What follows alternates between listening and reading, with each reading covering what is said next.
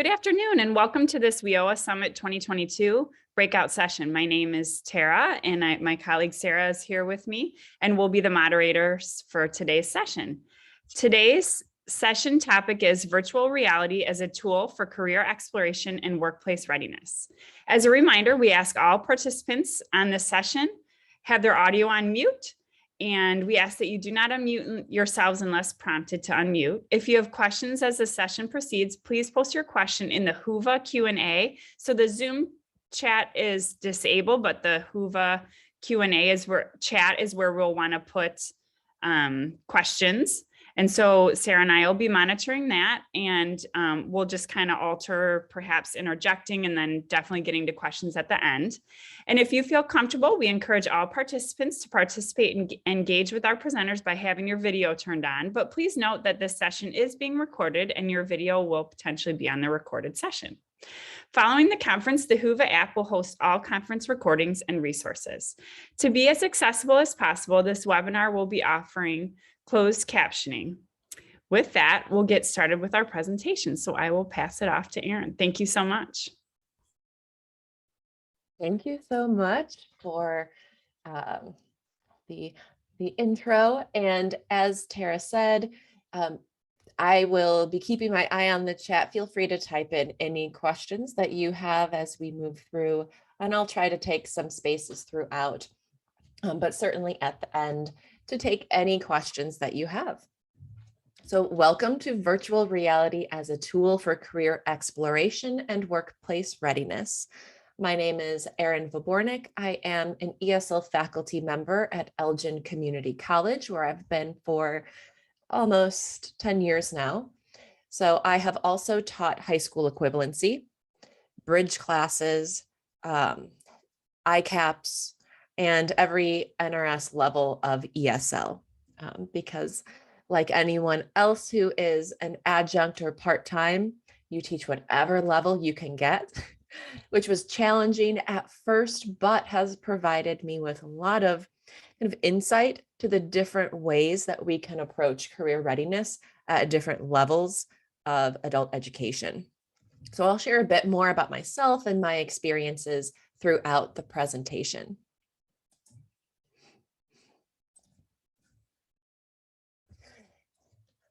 As a teacher, I like to have a schedule. I like to know where we are going. So I'm going to cover 6 questions. So the first question is, why invest in VR? And VR is short for virtual reality. Second question, what are my technology options? 3, how do I use VR for career exploration? 4, what are some considerations? Essentially, what have I learned along the way? Number 5, can I use VR if I'm fully remote or virtual? So spoiler, the answer is yes, but I'll get into what that looks like. And lastly, what is the future for WIOA and virtual reality? So I'd like to start by talking about why investment in VR is important. And as I go through the presentation, I'll talk about virtual reality as kind of a scale. So there is a low cost way of implementing it and a very high cost way of implementing it. But before I talk about that, I think it's important just to think generally about what it allows us to do. So it helps with learner access. And some of the access that I'm talking about here would be like transportation, caregiver, social anxiety, linguistic support, and workforce network connection. So let me dive deeper into this and talk about why I even came to VR. So most of the classes that I've taught have been in the evening. They're usually 6 to 9 or 6 to 10 p.m. because this schedule works well for many of our adult learners who have other obligations during the day. However, it did pose some real problems for career exploration. So with my morning classes, I could schedule field trips to different parts of the college or to different places within the community so that students could kind of see the, let's say, the inside of a factory, or they could learn more about healthcare by actually being there in an office. At night, most of those places are either closed or perhaps at least in factories, some of the main bosses have left for the day and they don't really want classes in there at night. So I was able to use virtual reality to engage my evening students, right? They're no less focused, they're no less determined to engage with career exploration. It's just that additional challenge of timing. And for a while, I had students do internet research. I invited guest speakers, and these are all good ways of doing things, but they weren't as immersive as I wanted it to be, right? There's nothing as exciting as just going on a field trip. Maybe that's like my inner 5-year-old, but my student, it prompted discussion. They got to move around, they got to see things outside of our classroom that even having a guest speaker come in, it just didn't quite get there. So when I saw some former grad school peers using VR in their like English 101 classes, I thought, that's interesting, right? And how can I use that technology to benefit my adult ed learners? Because they're different than their English 101 students. How do I use it? So everyone comes to class with different needs and different barriers. And so VR has helped to diminish some of those barriers within my classes. And you'll see a few of those up on the screen now. So transportation, students who shared rides or got a ride from family or took the bus couldn't always engage in those offsite field trips without extra planning, without a lot of stress of trying to figure out how to get there. Virtual reality does not require transportation anywhere, except maybe a different classroom on your campus or within your organization.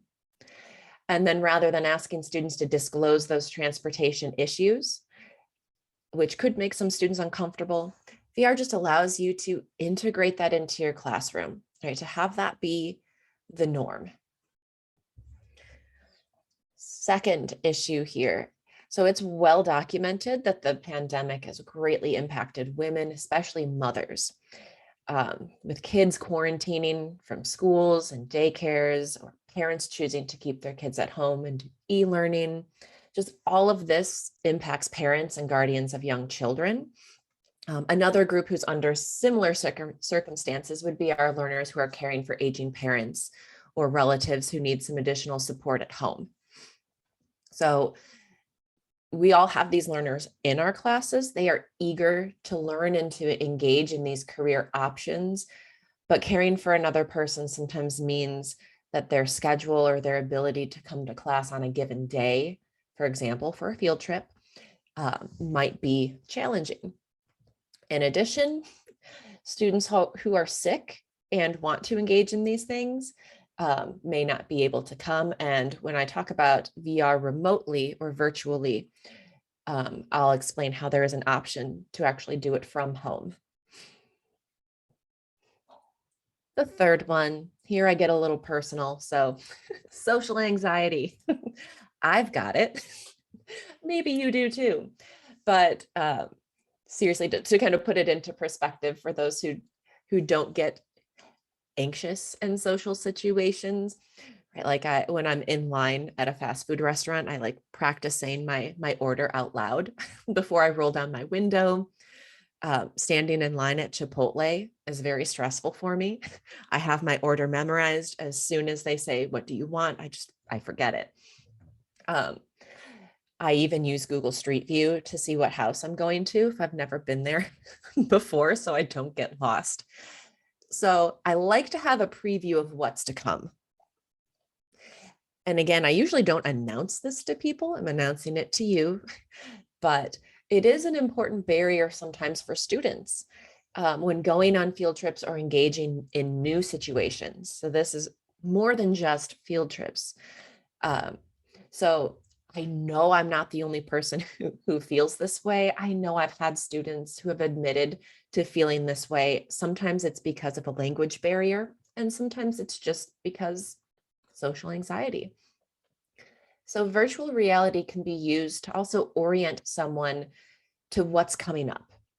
So even if we are going to go to that welding lab in person, using VR to show them what it looks like first can help to relieve some of that anxiety. For somebody whose native language is not English, it can help them to kind of orient themselves, maybe think of words or vocabulary they might need to know. And again, so that when they are actually there, they can engage in the experience because they don't feel like it's a completely new thing. So it also can be helpful then to review what you've seen after you've been there. Because again, for some people, they might be too nervous to ask those questions there or to fully engage while they're there. And lastly, our students also benefit from the linguistic support that VR can provide. Like I said, being able to see things again, naming items, there's vocabulary practice in there. And then lastly, that workforce network connection is something that we'll come back to toward the end, but there's real potential for connecting, especially Title I and Title II under WIOA, the kind of tying together those services that we provide and helping to empower students to make use of all of these services available to them. And again, we'll talk about that toward the end, and we'll have some time to actually brainstorm, because as much as I think about this, I acknowledge there are some people with some just incredible ideas that are just waiting to come out. Okay, so this is my experience with VR and how I envision using it as I continue to grow as an educator. But let's look at what research says. So VR has started to gain some traction, especially in adult education. So I anticipate there's going to be a lot more research coming out. I've seen more and more presentations about it over the past year, but I'm pulling from a 2013 study here in which virtual reality was used in a high school setting for career exploration. So again, not exactly what we do, but there are some things that are similar. So first, Dr. Greenidge focuses on how minoritized students are underrepresented in certain professions, and has said that a lack of career self-efficacy is one of the reasons. And so she introduced VR as a means to introduce students to various careers to help build their self-efficacy.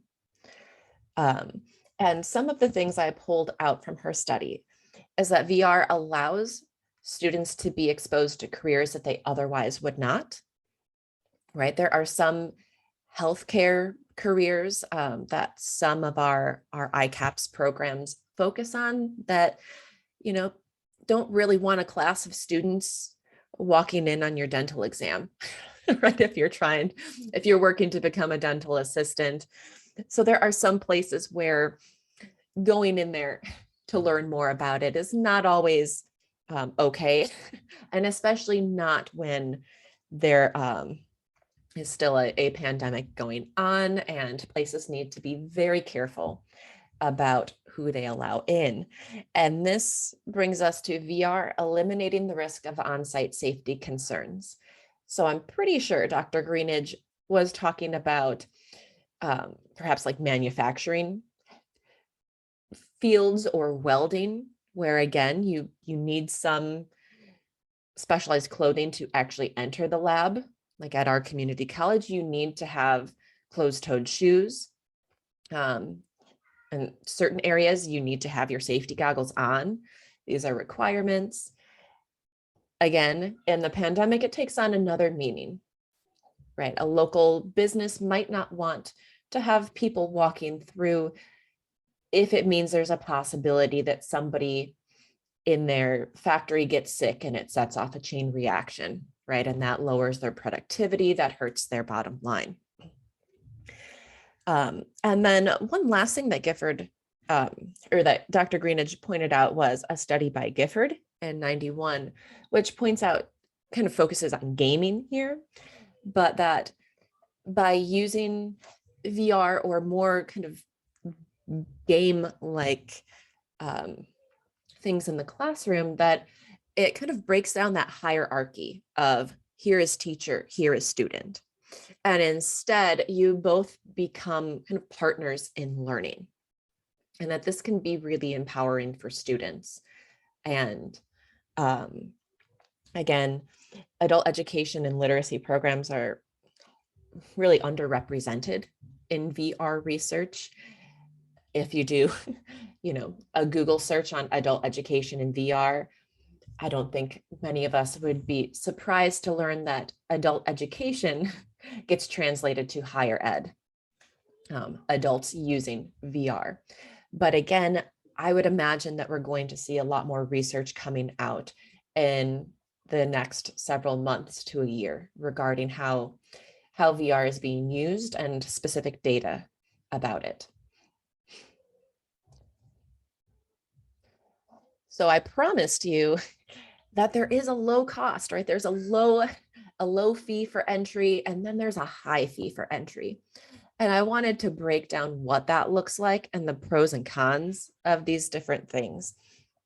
And then say that for our purposes today, I am focusing on that low cost entry because it is, again, it's easier to experiment with something when you don't have to convince your program to spend thousands of dollars or hundreds of dollars on something. But next, it also is requires less technological knowledge. And in that way, at least for many of my adult learners, it is more accessible and more equitable to them. So in that low tech, over on the left-hand side would be 360 videos and images, which we'll see shortly. So they're low cost, they're low in immersion, which basically means you're not going to feel like you are walking around in that welding lab. However, you will be able to interact with your environment. So it doesn't require advanced digital literacy, and there are multiple points of access. You can do it through a smartphone. You can do it through a computer. And there, as you'll see when we experiment with this shortly, there are multiple means of use. So you can, I always forget with these backgrounds you can't see, but you can move your phone to scan an area, or you swipe with your finger to scan through an area. So even that alone makes it a little bit more accessible for students to move throughout, because I think most people with a smartphone have experience swiping.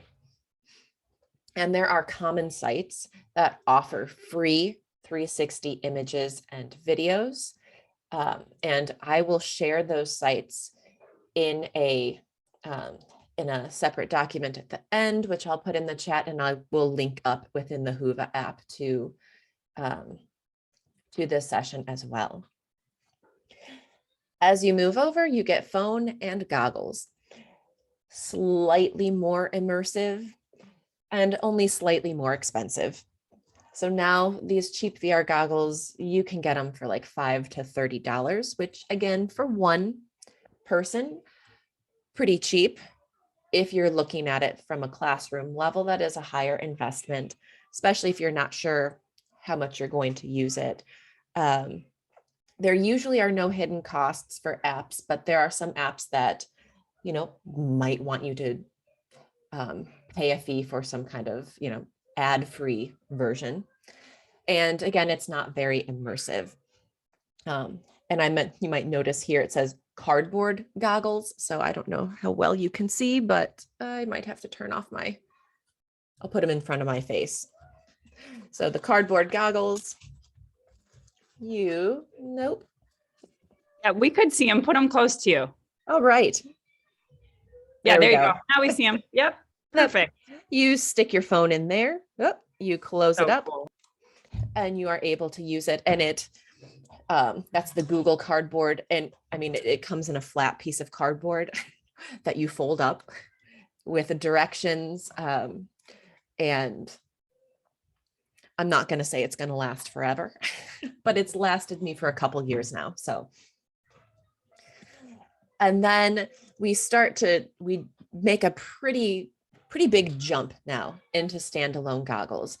And when you think of using VR for gaming within your personal life, we had over 100 people answer the poll that I put up about, have you used VR either professionally or personally?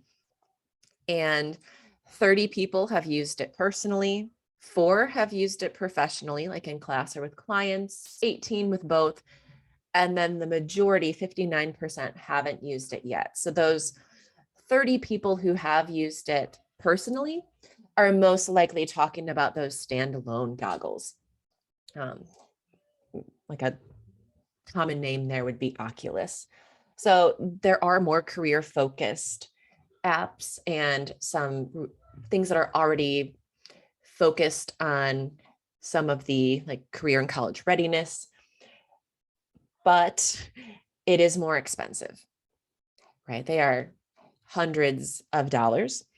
They are immersive. They have great graphics, but to maneuver through them, they also have like a joystick. So you have to hold something and move it around. And a little warning, Oculus does require a Facebook account. So you might have to balance whether or not you're concerned about what information it's gathering, right? It's able to gather like sound and movement. And again, if you're using this with students, it might be, or clients, it's something that you might want to let them know so they can make that decision of whether or not they want to be monitored. And then lastly, goggles and a computer. These are the most immersive. It is incredible how good they look, but it is expensive, and it is more expensive than just the goggles because you need a gaming computer, which is like $1,000. So you need not just the goggles. You can't use it with a Chromebook. You also need a pretty high-tech computer to use it.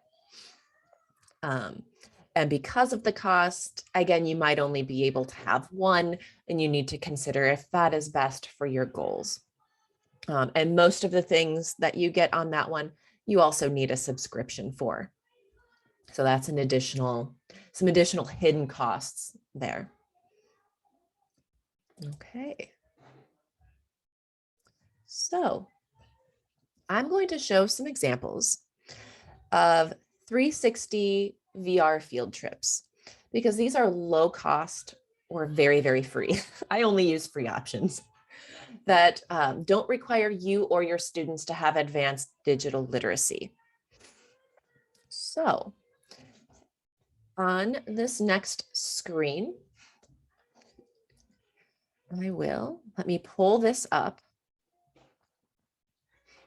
so that I have it and I can share it with you, but I'm also going to move to the next slide so that if you are on your computer, you can hold your phone up, open up your camera app, and don't take a picture, but hold it up as if you're going to take a picture of this screen. And you should see a little pop-up somewhere on your camera app where you can click and it will take you directly to this link. In the chat, I will share that link as well so that you can access it. Mhm.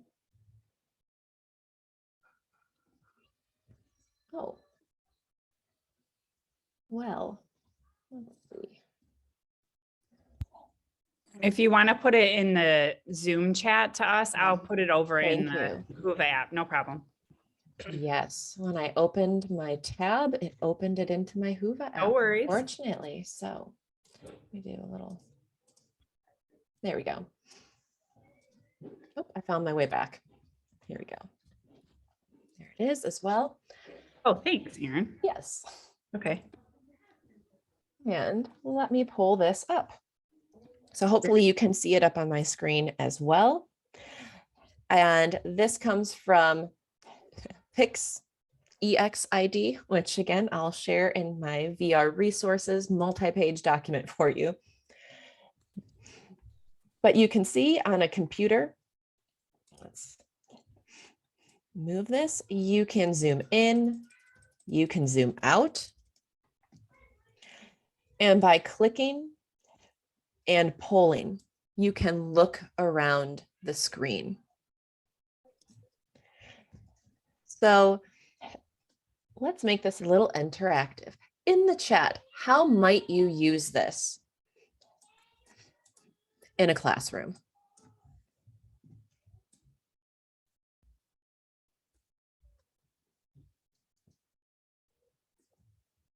Or if you are not an adult educator, how might you use this with a client, someone who walks in your door?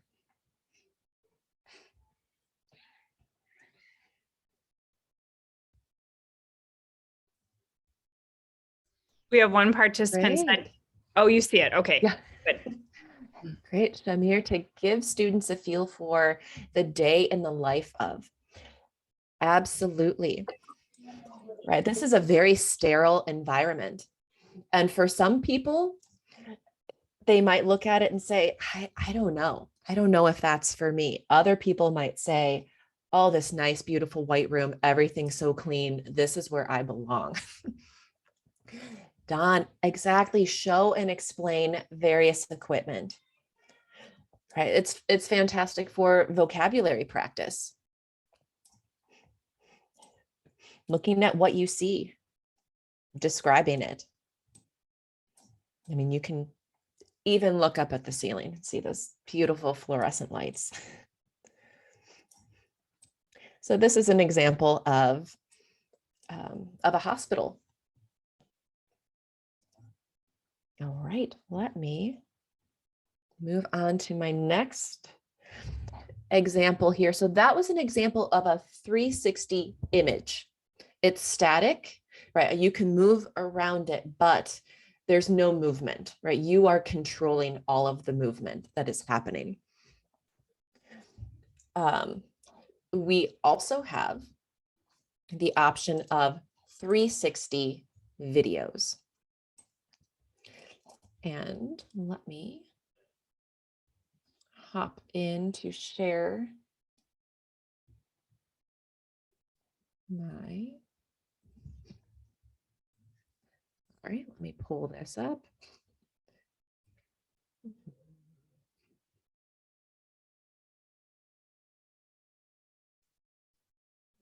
gonna have to go back to pull this up. So is welding? No, there it is. Let me move backward in here just so I can pull up this video and then I'll go right back to the, I had it in my notes, unfortunately.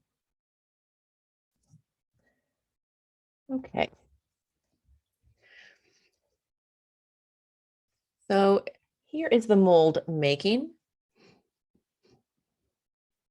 And let me go ahead and share my sound here.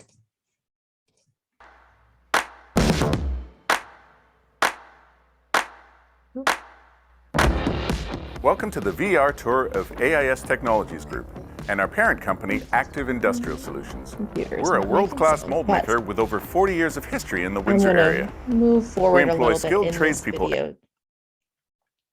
If something isn't going as planned, I'm working with a team to solve show problems. you that as it goes through, It's and that it's a team little culture blurry that on makes my screen, AIS and this hopefully trade not as unique blurry compared on to some of the yours. others out there. Hi, You can actually my name is Mike scroll Osborne. I'm a mold around. maker here You at can look AIS. up, you can look down during the video. You can even pause it if you need to take a moment and say, "Ooh, what was that over there?" Or if your student wants to say, "Ah, I've worked with that machine before." Right? This looks similar to where I work now.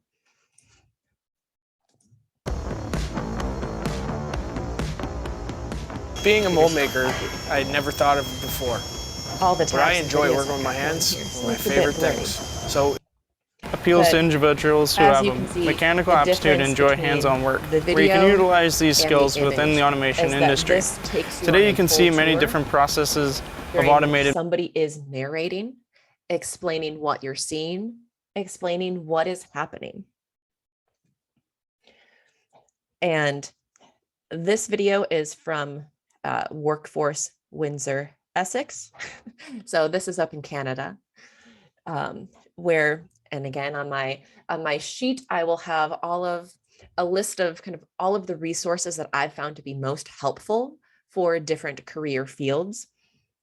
But this is one of them, and they have a lot of different examples as well. There's engineering. They also have one about a hospital, full walkthroughs. And this is something that I would love to see more of, and we can talk about that at the end. So again, you can see with these virtual field trips, you can allow students to navigate what looks interesting to them, use it to discuss vocabulary or name items they see, or again, preview an actual space that you're going to tour. Because what better way to prepare questions than to preview it first, so that when they get there, they come in with, okay, so I saw this in the video, I have a question, right? Coming up with questions on the spot can be challenging. And I'm one of those people. When somebody says, "Do you have any questions?" I say, no. And then about 4 hours later, I have 12 questions that I'm emailing. So again, the preview allows people to again do that walkthrough, or as Shamir said, a day in the life, getting a feel for what that job entails. Okay. Some other things that you could do is build this out even more from just virtual field trips into incorporating soft skills.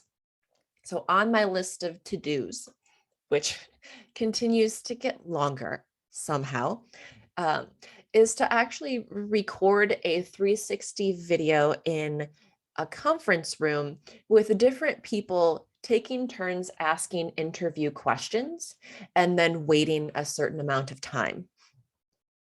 And what I plan to do with this video is to actually allow students to practice interviewing. What does it look like when you're interviewing with multiple people? It's been a while since I've interviewed, but I've been in that kind of interview, and that is scary. When you have multiple people to look at, to engage with, and trying to read body language, right? So in these videos, I could have some people who look engaged. I could have other people who seem distracted. And that brings up great conversation about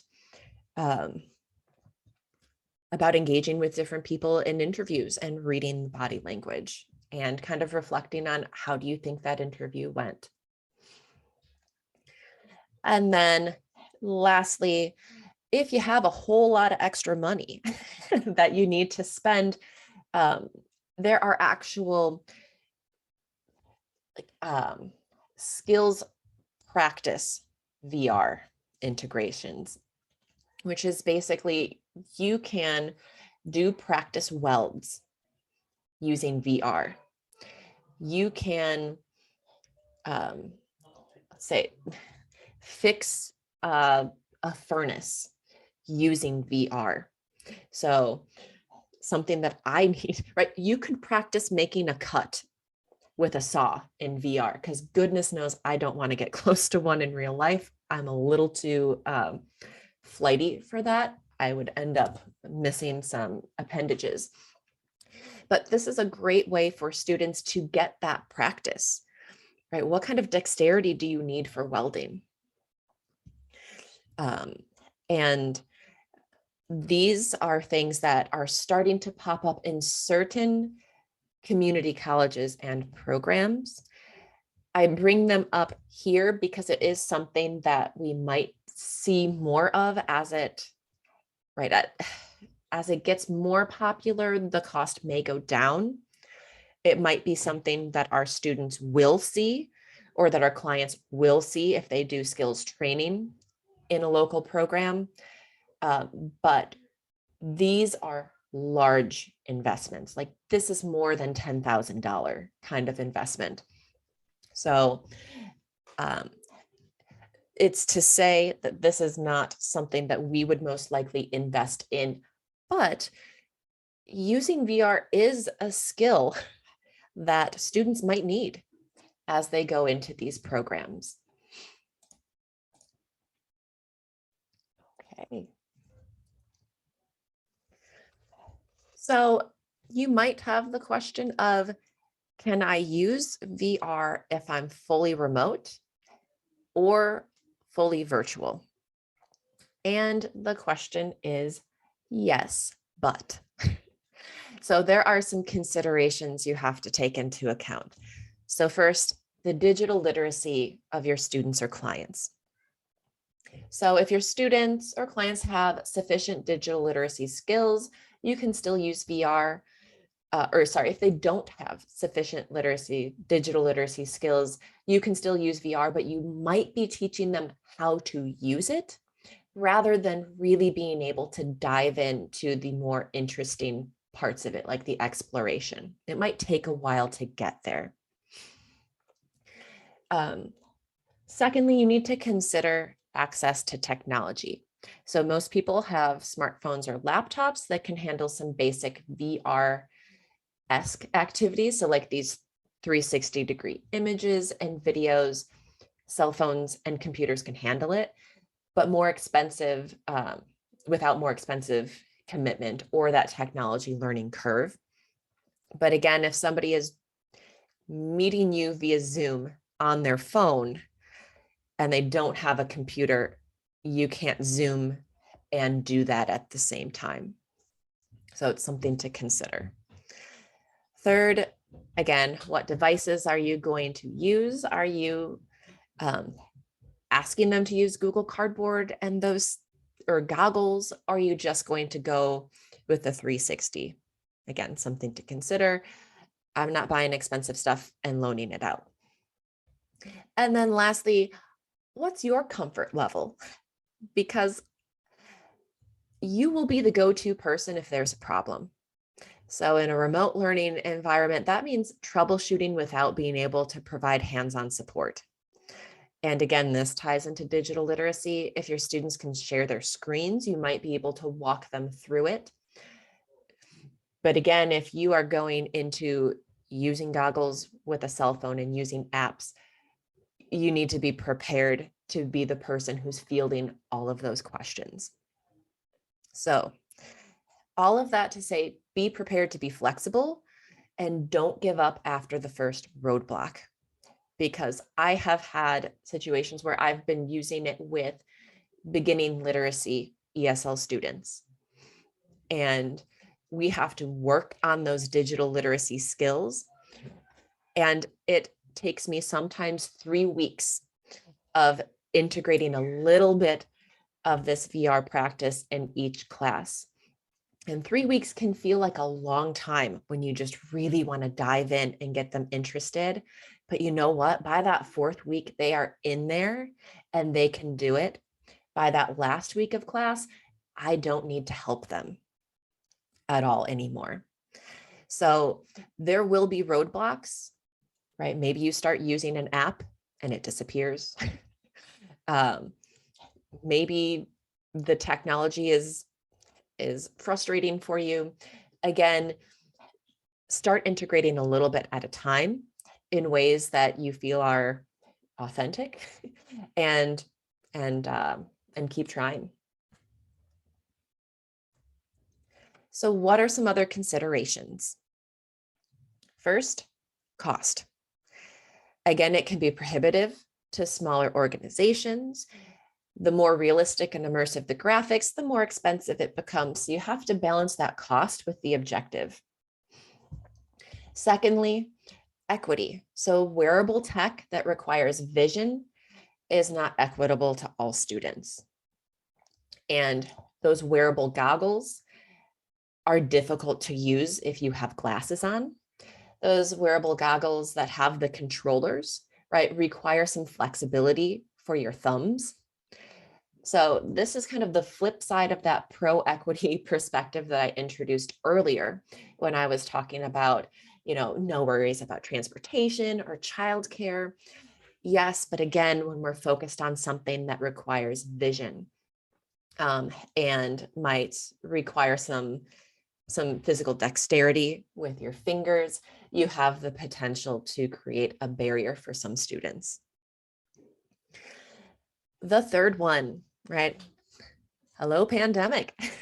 We are all very focused on cleaning stuff. Or maybe everybody else has been very focused on cleaning stuff and I'm late to the game, but cleaning those shared devices, right? They put it on their face. If they put it on their face, you need to clean it. So that means there might be a higher time commitment here because you're going to need to clean it between each use. Right? If somebody's wiping it down with a Clorox wipe, and it's wet, somebody else doesn't want to put that right on their face if they're sharing it within the classroom. There are coverings that can be purchased that cover the part that actually touches the face and goes over the controller for the hand. But that is an additional cost. And I'd say it's about it's like $20 per, so it's not inexpensive. And it's not something that you would want them to keep.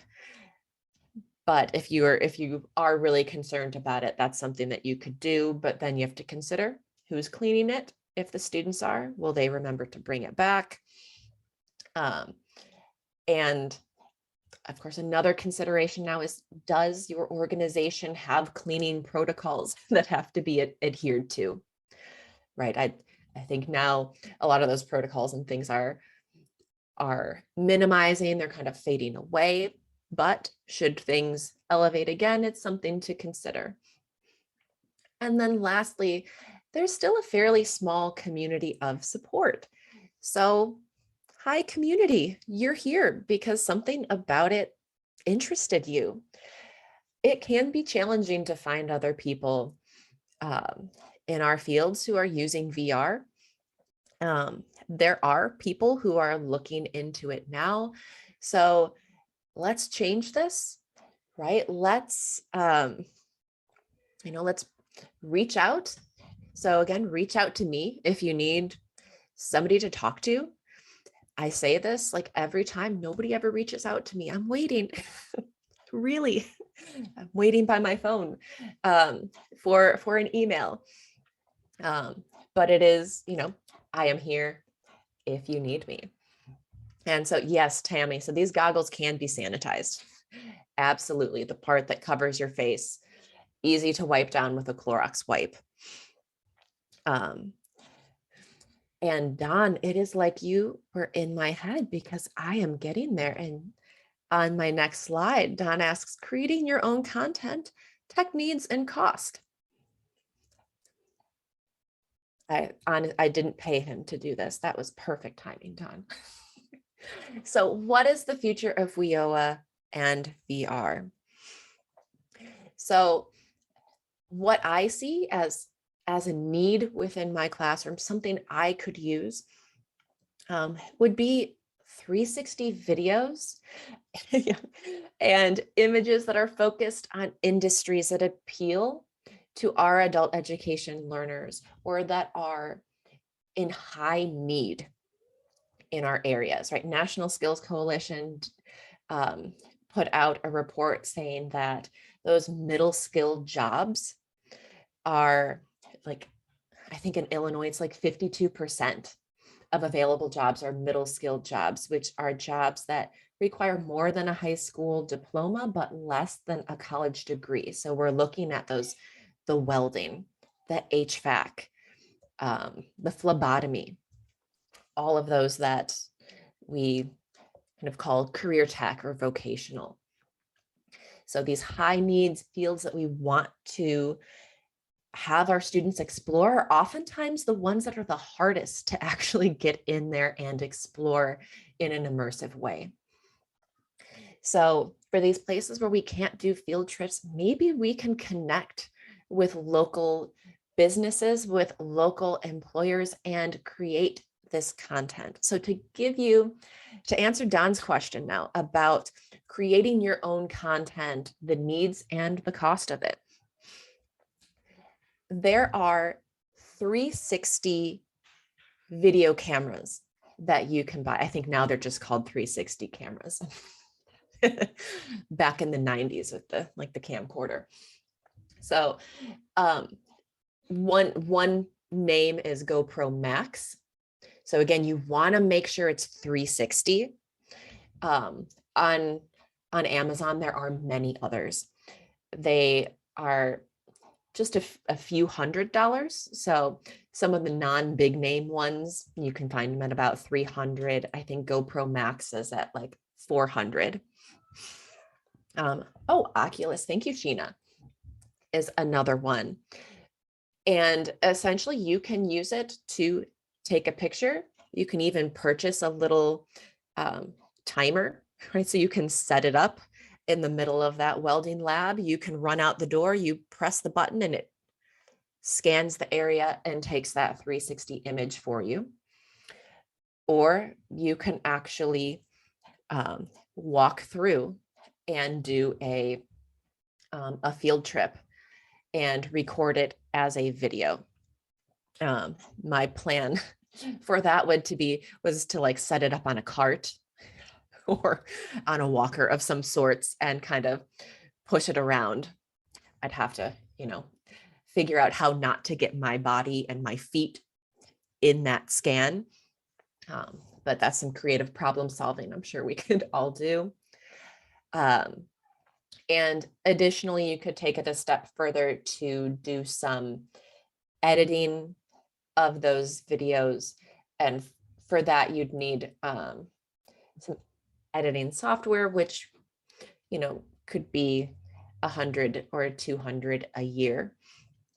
If you are in a community college, though, reach out to your your marketing department, like see if they have this technology already that you could use. Touch base with people in your APC, in your area planning council, and see if these things are already out there, because again, these serve more than just adult education programs. Because if you're working in a one-stop, you can show people what these careers look like. You can, again, help students increase their comfort. And what I'm really interested in is virtual walkthroughs of community resources, right? If I want to send my student into the community to use another resource, right? If they need, again, they need workforce development, how wonderful for them to actually be able to see it, to kind of walk through it, to navigate their way around it. And there are ways to put kind of little signposts within your video. So as the video or the image itself, it shows you a button, you can click on it, it gives you information, or it sends you to a link. There's a lot of potential there for making things that work for you. So I would love to hear in the chat, because we all come from different backgrounds. I was scrolling through the list of possible attendees today and looking at where everyone comes from. So how do you see VR as bringing some additional value to what you do? How can it help to reach your adult learners or your clients, or strengthen these connections within our community and within our services?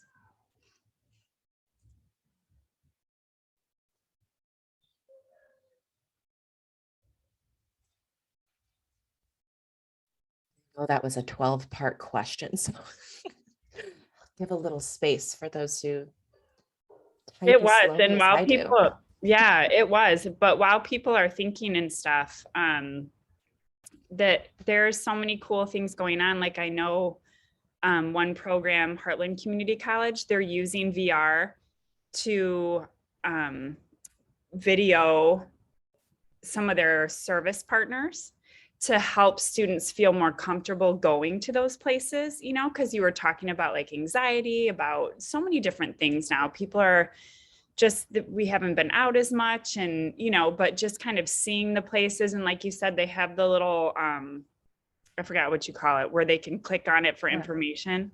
The little signposts. I Yes. don't know if that's the actual term. I think it is. Totally. Okay. Yeah, signposts. So it's really helped. And actually they involved some of their students in it.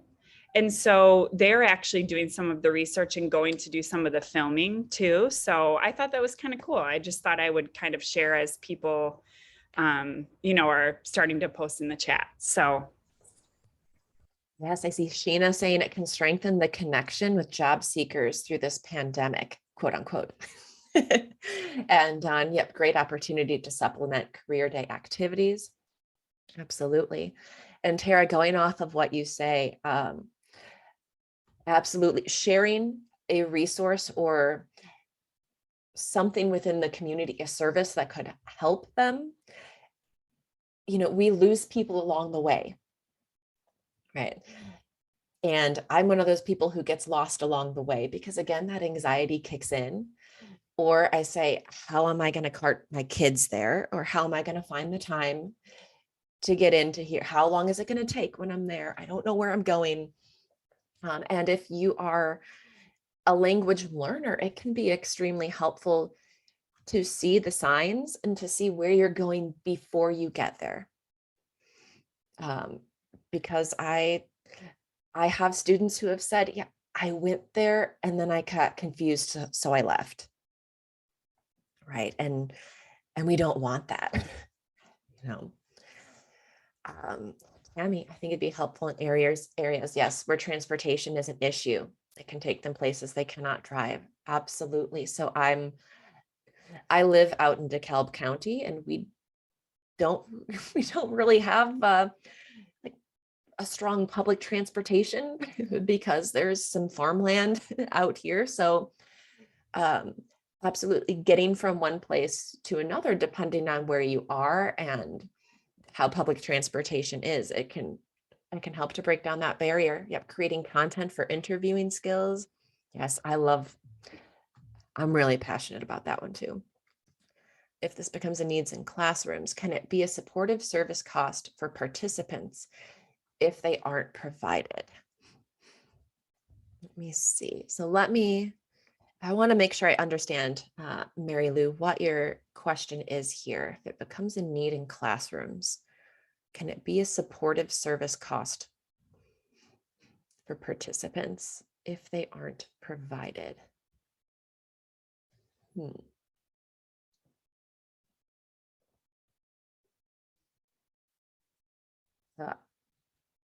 Yes, I'm struggling to understand. Is this? Oh, okay. So we pay for items needed for students.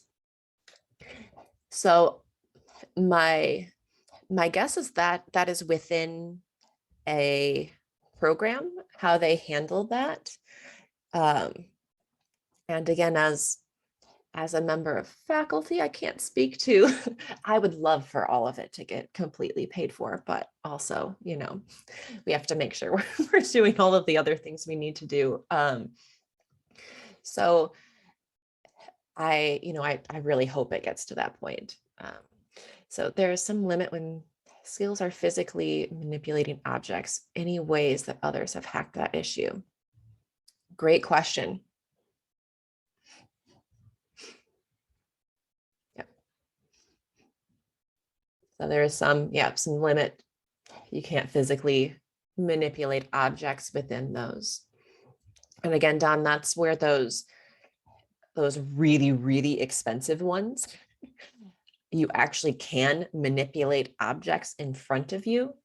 But unfortunately, at the lower cost, it isn't yet possible. And there is a lot of work being done in VR right now to help those who do not have the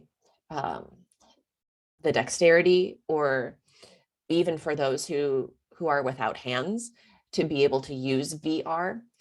But again, because we're in the beta stages of that kind of technology is extremely expensive.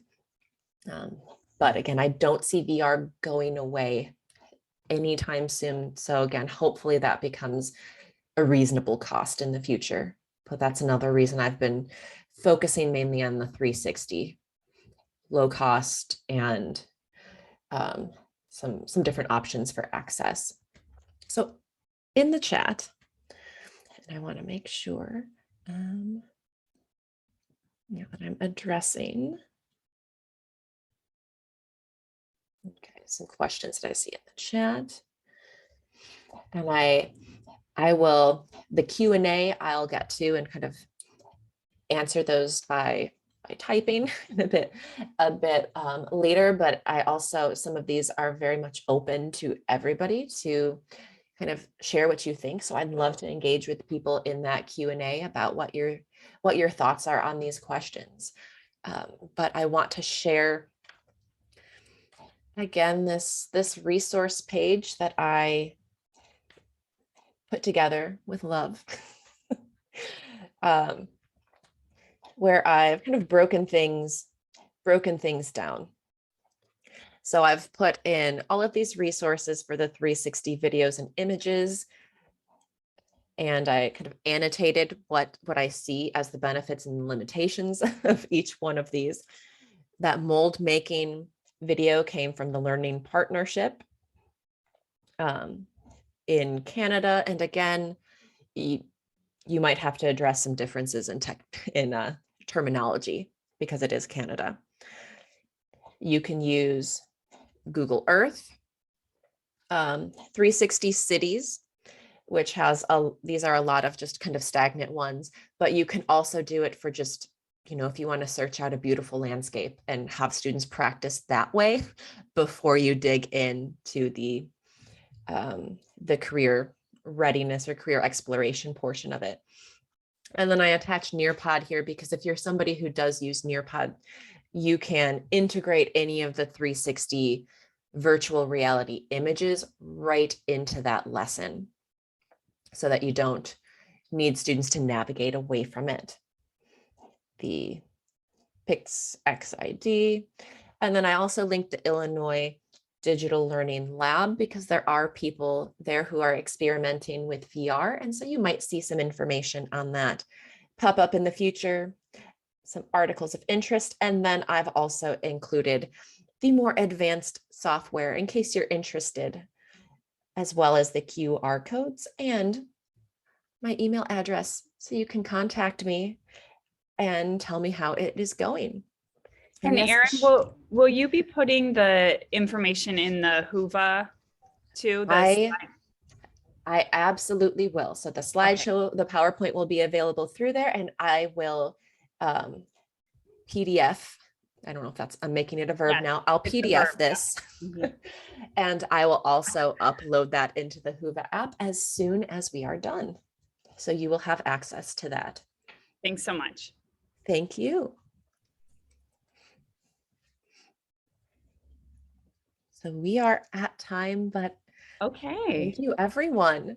Thank you, Erin, and thank you everyone for attending today's WIOA Summit session. Make sure you continue engagement and networking on the WHOVA app, and we look forward to seeing you at our next session. Thanks so much. Great job, Erin. Awesome information. Thank you. Sarah.